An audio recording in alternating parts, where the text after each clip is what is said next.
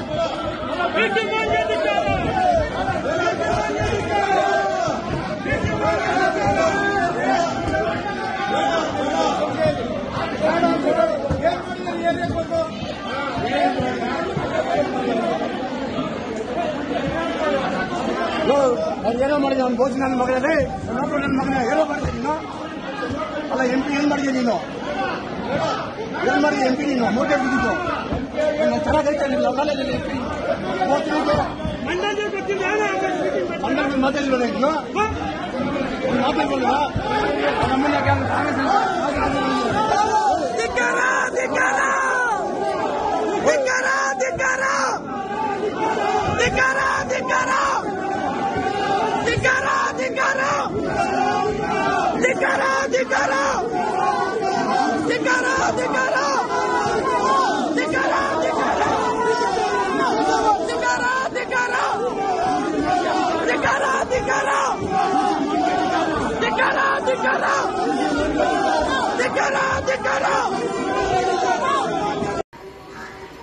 ನಾವು ಜಗಜೀವನ್ ರಾಮನಗರದಿಂದ ಮಾತಾಡ್ತಾ ಇದ್ದೀವಿ.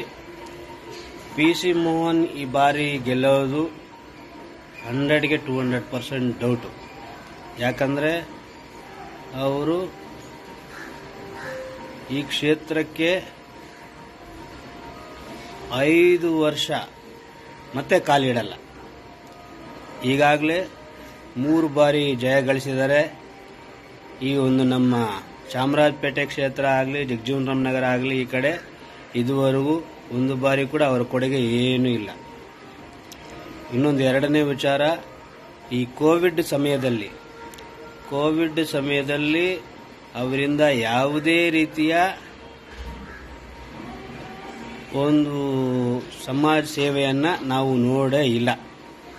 ಅವ್ರ ಮನೆಯಿಂದ ಹೊರಗಡೆನೇ ಬಂದಿಲ್ಲ ಅನಿಸುತ್ತೆ ಆ ಟೈಮಲ್ಲಿ.